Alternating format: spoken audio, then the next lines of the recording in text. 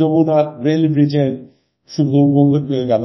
যমুনা বহুমুখী সেতু 1998 সালের 23শে জুন এটি উদ্বোধন হয়েছিল এবং তখন প্রয়োজন দেখা দিয়েছিল একটি রেল লিঙ্কের। এবং তখন যদিও যমুনা বহুমুখী ব্রিজটি রেল সেতুর জন্য নির্মিত হয়নি, তবু একটি রেল সেতু সিঙ্গেল লাইন যুক্ত করা হয়েছিল।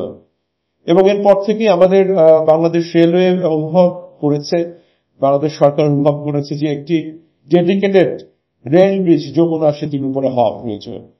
এবং সেই তাগিদ থেকেই, সেই প্রয়োজনের তাগিদ থেকেই এই প্রকল্পটি গ্রহণ করা হয়েছিল।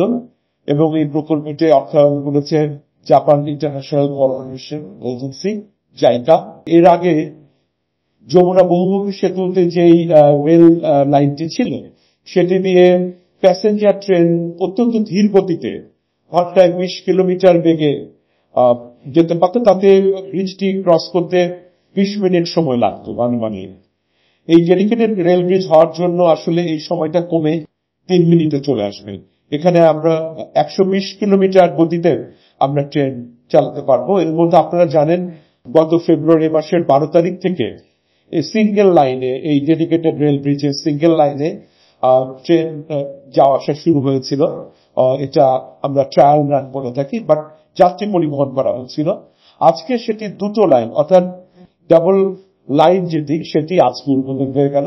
এরপর থেকে দুটো লাইনেই আমাদের এই যমুনা রেল ব্রিজ দিয়ে আমাদের ট্রেন চলাচল করবে। আপনারা জানেন যে এখান দিয়ে কোনো কন্টেইনার ট্রেন বা ফ্রেট ট্রেন বা গুডস ট্রেন বা কোনো ভারী কনসাইনমেন্ট কিন্তু আমরা পরিবহন করতে পারতাম না যমুনা বহুমুখী সেতু যে রেল লিঙ্ক দিয়ে। কিন্তু এখন এই রেল ব্রিজটি উদ্বোধন হওয়ার জন্য আমরা সব রকমের ফ্রেট ট্রেন, কন্টেইনার ট্রেন কিন্তু আমরা এখান দিয়ে যাতায়াত করতে